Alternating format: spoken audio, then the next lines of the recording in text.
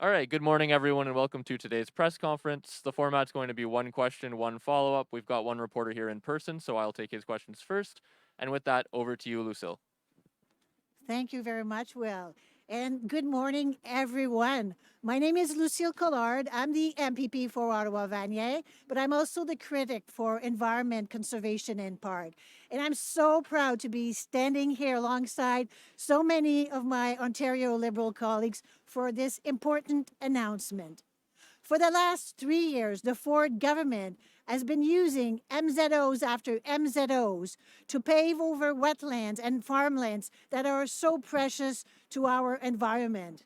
Not only the Ford government has been overusing these MZOs, but he has also given more powers to his minister and significantly weaken the accountability process in place. The Ontario Liberals have been fighting this every step, and this announcement today will build on that work. So, without further ado, it is my pleasure to welcome our leader, Stephen Del Duca, who will share more details on how to build community responsibly and how Ontario Liberals will build with trust. Stephen.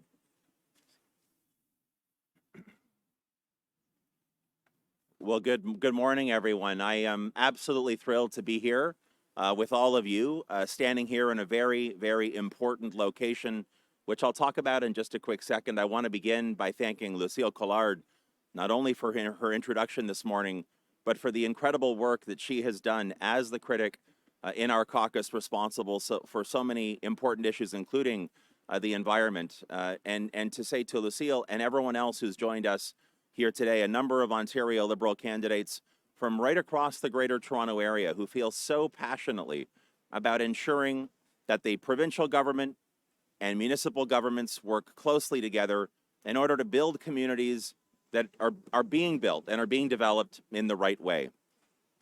So Lucille is 100% correct about what we've all tragically seen occur over the past 3.5 years. And I mentioned the site that we've chosen to be at today.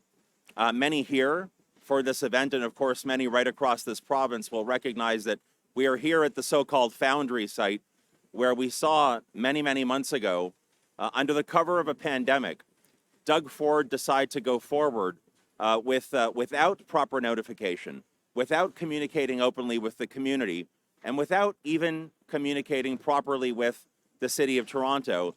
There was a decision made to proceed with a minister's zoning order and to start the demolition of this heritage site.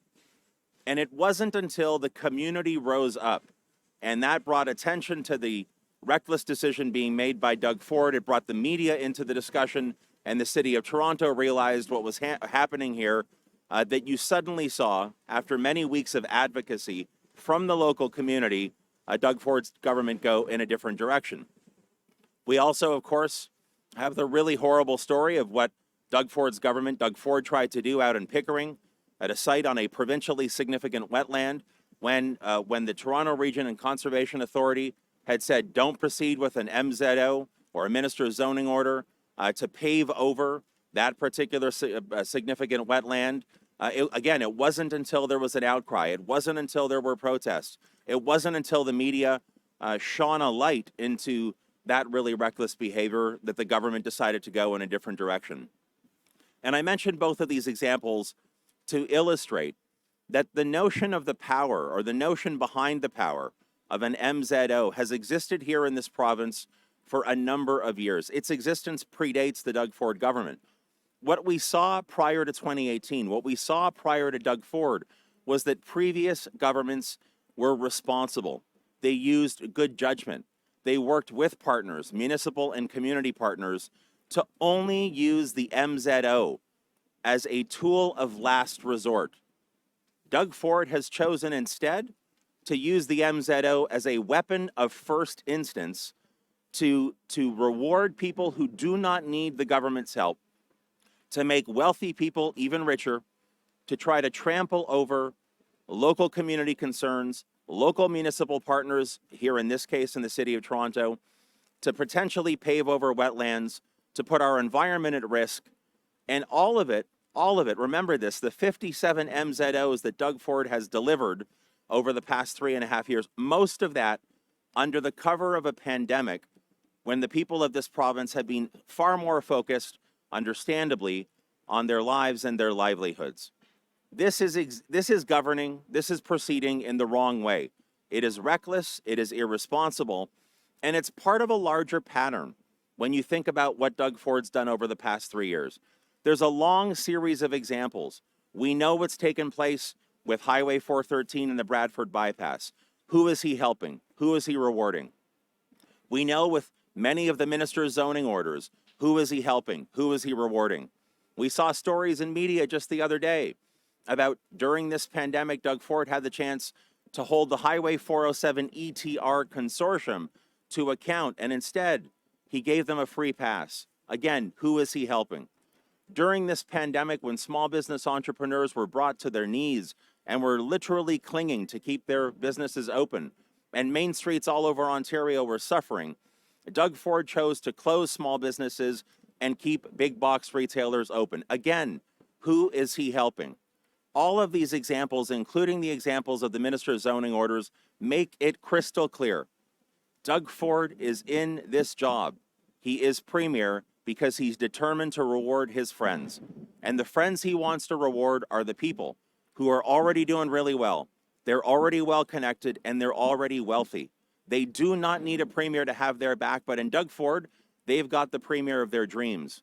What I want to see, what we want to see here in Ontario is a government that truly works for everyone. An economic recovery that is built from the ground up, that protects workers and their families. And then when we create that prosperity collectively that we have the capacity to do here in Ontario, that prosperity is broadly shared. So I am here today standing alongside my colleagues to announce that if Ontario Liberals are elected in the election that's coming up next spring, we will scrap the minister's zoning order power.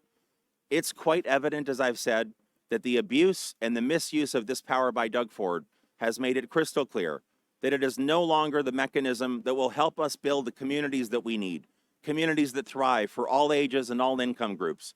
It won't help us get to where we need to go. Liberals will replace the MZO power with something that is far more narrow, far more scoped, a power that will only be allowed to be used with public consultation, with openness and transparency, subject to judicial review, that could only be used, for example, to expand natural heritage sites and to protect our environment and our wetlands. It could be used to build more not-for-profit long-term care.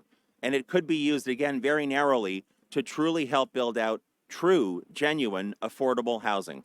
These are just some of the examples that the new, narrower power that we would create under a Liberal government would be able to accomplish.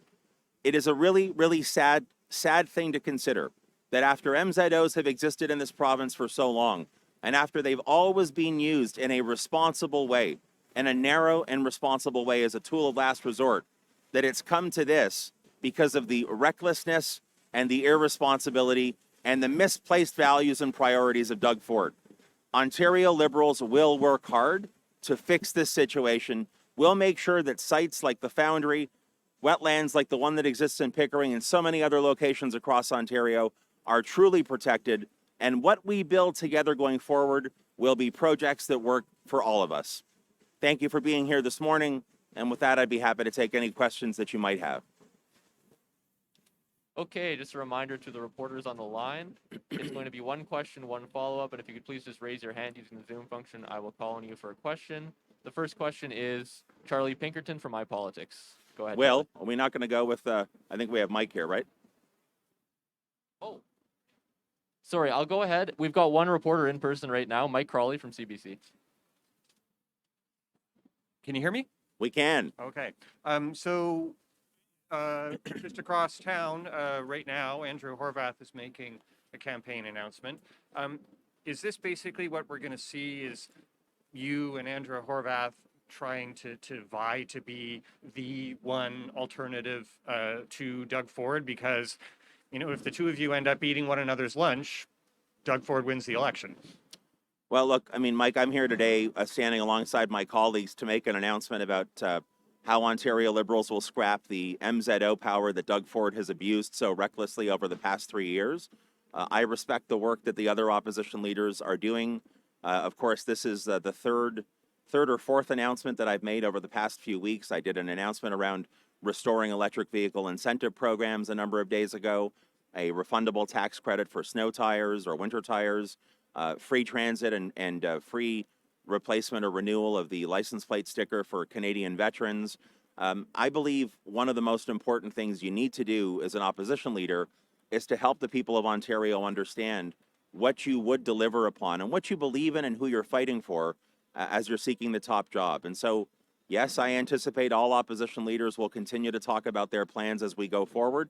And then the really good news is we're going to be able to let the people of Ontario make their decision on June 2nd, a decision I'm looking forward to. So just to follow up a little more specifically, what actually makes you and your party the true alternative to Doug Ford as in comparison to the NDP, who, right now are the official opposition and who, contributed to you guys losing so dramatically in 2018? Well, look, I think the most important currency for the next election campaign, if I can put it that way, will be ideas. I think after the past 3.5 years, a little bit more than 3.5 years now, people have seen very clearly that when you've got an individual and a team in power at Queen's Park, they can do a lot of damage. They can unravel a lot of things that you care passionately about. We see that with the way that they've abused the MZO power. We see that with the way that they have underspent in so many critical areas, in particular during a pandemic, how they made life more difficult, for example, with families who have autistic kids. Just one example, the 400 days that it took for Doug Ford to deliver a half-hearted paid sick leave program. The fact that he continues to say the right things from podiums and to media, but never backs it up with responsible, competent action.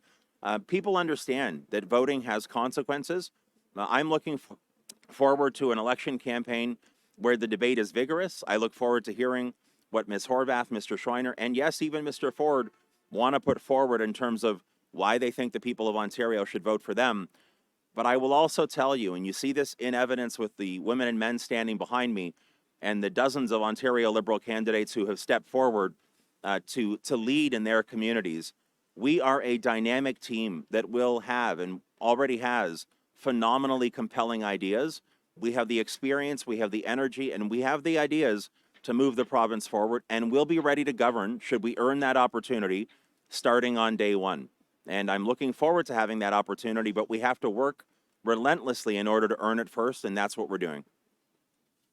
Okay, I'm going to move over to the phone line right now. The first question is Charlie Pinkerton from iPolitics. Go ahead, Charlie. Good morning. Morning. This new unnamed replacement power that you're talking about today that a Liberal government would introduce, would it work similarly to an MZO in that it could overrule municipal decisions, or would a Liberal government require that municipalities support the decision of the provincial government, but that it just be used to fast track things as you've laid them out? So, I think I heard all of the question clearly. If I missed anything, please let me know.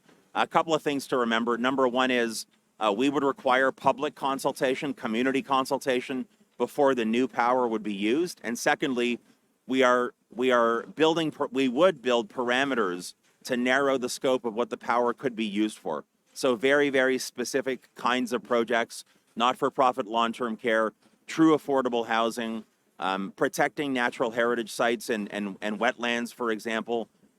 Those are just some of the things that we would scope the power towards, and then have that public and community consultation in order to make sure that the ultimate decision, whether to use the power or not use the power, would actually be done in the right way. Okay, thank you. Later today, there's going to be a vote on Bill 27, and it's presumed it'll pass. I wonder if you can tell me how Liberal MPPs are going to vote on this bill later, and whether a Liberal government would repeal any of the changes brought in by this legislation. So we have one more caucus meeting before the vote this afternoon, if I'm not mistaken. I suspect it's going to be a topic of discussion at the caucus meeting. I think that legislation, while not perfect, does include some elements that I would define as progress. I want to make sure that workers do have the protections and the supports that they need, but we are going to caucus one more time on this before a final decision is made. So stay tuned. All right, the next question on the line is Rob Benzie from the Toronto Star. Go ahead, Rob.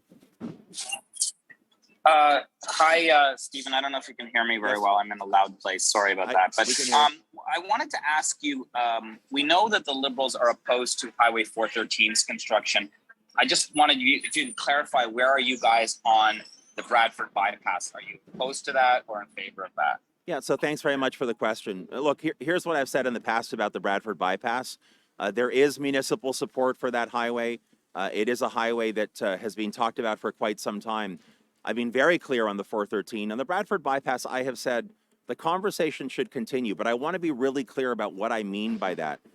The environmental studies and all of the assessments for the bypass are now more than 2 decades old, or about 2 decades old. There's no way, and to my way of thinking, that that highway should proceed until those reports and those assessments are updated. And they have to be updated in an open and transparent way. We've seen media reports about how that route was selected and suggestions that perhaps there was inappropriate behavior in that regard. I don't want that to take place ever again. I want it to be open and transparent. I want those assessments updated, and not a single contract should be let or awarded, and no work should start until all of those assessments are updated. Now, I happen to believe that if that assessment work is done in an open and transparent way, and we look at the environmental impacts of that potential, excuse me, that potential project, we're going to learn a lot about how damaging the project might be. I want the conversation to continue, but it should not proceed under the current circumstances. And on a, just to circle back to Mike's question earlier about the NDP's proposal for the minimum wage. So Tories we will go up to $15 on January 1st. We know that your government, the government that you were minister in, would have been $15 by now. Would have been probably about closer to $15.60 or something right now with inflation and everything.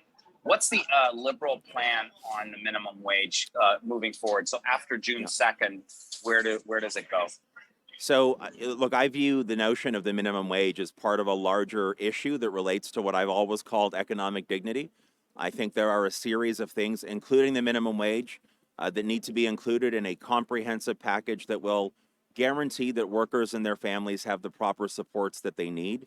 I am working really hard to put together, again, that comprehensive package that will deliver true economic dignity, not little pieces here and there that leave lots of gaps on the table. And I can tell you that our position on the minimum wage will be included in that package, and I will be announcing that at some point relatively early in the new year. So stay tuned.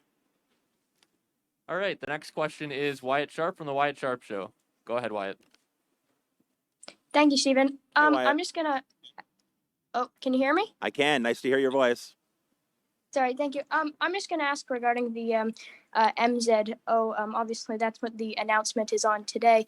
But what other steps need to be taken to do things like, help wetlands survive, help other environmental areas survive, and obviously an increasingly challenging time for the environment. Obviously, we look to other provinces like in British Columbia right now. We look to back in the summer where there was wildfires. So speak a little bit about what other steps can be taken to protect the environment.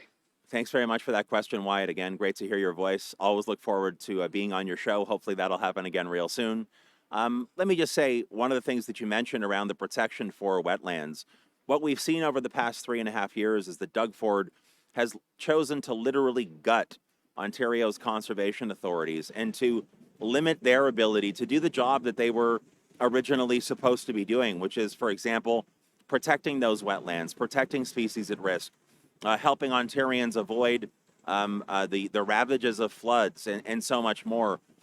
We have seen legislation come forward. We have seen many decisions that have been made that take us in the wrong direction. Ontario Liberals, should we win the election next spring, will want to restore the powers that conservation authorities have, for example, to provide floodland protection, to help protect our wetlands, and to make sure that we are, again, working together, whether it's in the way that communities are developed or in the way that we provide environmental protections. One other thing I will mention, just a few days ago, I also announced as what will be part of our larger climate plan that we'll announce in the new year, that we would restore the electric vehicle incentive that used to exist here in Ontario to make it easier and more affordable for hardworking Ontario families to switch to an electric vehicle, helping reduce our greenhouse gas emissions and fight the climate crisis. All right, Wyatt, if you've got And a follow-up, also- go ahead. Yeah, just as a quick follow-up, it's Yep. been mentioned as well by a couple of other reporters regarding, the next Ontario election. So, Yep. obviously, your party's made numerous announcements. You had your party's convention, where you announced an experimental 4-day work week program. You've reacted to numerous other announcements by the Ford government, minimum wage. But what else needs to be done in order to help your party go from the third party status in the Ontario legislature to get all of the candidates that are standing behind you today elected in the next Ontario legislature? Well, thanks again for that question, Wyatt. I think it's a combination of the ideas that we are putting forward, along with hard work. You know, I learned a long time ago in life there are no shortcuts to success. You take nothing for granted. You earn what you get every single step of the way. And I believe I'm working hard, but I know the candidates standing behind me and the rest of the candidates who are standing with us are working relentlessly in their communities to have the conversations, neighborhood by neighborhood, street by street, that will help them be extraordinary champions at Queen's Park. Again, should all of us earn that opportunity come June 2nd. So we're going to keep working hard. We're going to take nothing for granted. We're going to try to build that trust with Ontario voters. And we're going to keep putting forward progressive ideas that will be compelling and relatable for Ontario's hardworking families. All right. Our next question is Laura Stone from the Globe and Mail. Go ahead, Laura.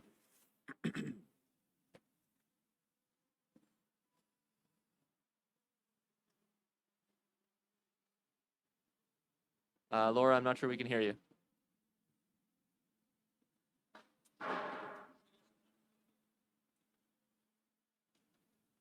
Okay, I think Laura's having troubles with tech, so I'll move on to Randy Toms from 93.1 Radio. Go ahead, Randy. Hi, Stephen. Speaking to Randy. you from Fort Francis. Just a couple of questions regarding your policy proposal. The changes were made initially, I guess, to speed up projects in communities where that development is important, for example, in Northern Ontario. So how does your policy change avoid delays on projects that may have the support of municipal councils, but face maybe even just the minimal opposition? Well, again, it was hard for me to hear the first part of your question, Randy, so I hope my answer is sort of on point. It's really important that whatever power we bring forward, whatever new power we bring forward to replace the MZO power that we will scrap, first of all, that it's narrowly, I say scoped. It can only apply to certain kinds of projects. I think there needs to be room, and there should always be room for public consultation. Yes, of course, it always helps when local communities, including local municipal governments, are supportive. But what we've seen over the past 3.5 years, where this power that was so rarely and so responsibly used in the past has suddenly been abused, misused, right across the Golden Horseshoe, right across Ontario, in ways that, again, I think by and large tend to reward those friends of Doug Ford who don't need the help to the same extent that Ontario's everyday families do. So I want to make sure that we narrow the power, that we are very open and transparent about how and when and why it's used, and to give communities the chance to make their voices heard. I think there are ways, and we will talk about this more in the future, I think there are ways to move approvals processes along more rapidly, but abusing and misusing the MZO power is not the way to do it. There have been a couple of projects in Fort Francis related to a homeless building and affordable housing. And under your policy, the MZOs would still apply. Yep. But in those projects in Fort Francis, they have received opposition here. So why not just scrap the MZOs altogether and go back to maybe the original development rules? Well, I mean, look, MZOs have existed in Ontario for a long time. They're not a new power. Over 15 years that Liberals were in office, I believe MZOs were used 15 times over 15 years. And in the last 3.5 years, we've seen Doug Ford use it 57 times, again, under the cover of a pandemic. And it is true, under the proposal that I'm talking about today, we would limit the use of the new power to projects like real, genuine, affordable housing, along with protecting wetlands, protecting our natural heritage, and other projects that make sense. But this broad power that exists to be used as a weapon, the way that Doug Ford has used it, he's misused it, he's abused it, I don't think is the right way to go. All right. I'm circling back to Laura Stone right now. She can't get her mic working, but I'm going to read the question out Sure. loud. Yeah. The PC government is already out attacking Mr. Del Duca for this announcement, saying he's turning down valuable projects that are being fast-tracked, like housing and long-term care. What is your response to that? Well, I said quite explicitly already this morning on more than one occasion that the new power that we would propose to bring forward would help enable, for example, more not-for-profit long-term care spaces. It seems to me like the Doug Ford government is a little, let's call it, extra sensitive to the accusation that they've abused and misused the power. They have. It's quite clear. Standing here where I am in Toronto beside the Foundry site, seeing what they tried to do in Pickering by just trying to destroy a provincially significant wetland, I think it's quite clear that the misuse and abuse of this power has taken Ontario in a wrong and reckless direction. And Ontario Liberals want to make sure that the right projects get built in the right places and get built as quickly as possible. But there is a greater responsibility that we have to our natural habitat, to our environment, and yes, to communities, to give them the chance to provide their input. I know Doug Ford doesn't see it that way. I know who he's all about. We all know who he's fighting for. We know whose side he's on. I'm on the side of the rest of Ontario, the 15 million people who call this province home, who truly need a premier to have their back and to be on their side. And Doug Ford's not the person to do that job. All right, we'll take one more question from a reporter in person. Mike Crawley from the CBC's got one more. Yeah, just to follow up on these questions about when you would and wouldn't use Yeah. MZOs, what's going to be the sort of check and balance to make sure that you don't use them in a way that is exploitative or whatever? What's the system going to be to guarantee that this isn't the government coming in and overriding the wishes of the local municipality? Yeah, so to my way of thinking, that comes down to the notion of being open and transparent and the public consultation component that I've talked about. Again, we've seen during the pandemic in a very shady and stealthy way here at the Foundry site and elsewhere what Doug Ford's tried to do. I believe in being open. I believe in being transparent about this. When you're going to engage the public, obviously that is done in an open way. So media will know, the public at large will know. The minister, should we form government, the premier, should I become premier, will have to account for the decisions that we're making in this regard. And I have no problem with that because, again, for 15 years, we were able to do this in a way where it made sense to protect more natural heritage, to deal with the Elliott Lake Mall collapse in a couple of places to help provide more employment opportunities. It was always meant to be a tool of last resort, not the way that Doug Ford has misused and abused it. And I have no problem with being open and transparent about this. So you'll know, and Ontarians will know why we're using the power, how we've scoped that power, and why it makes sense. Okay, that's everything for today. Thank you. Thanks very much, everyone.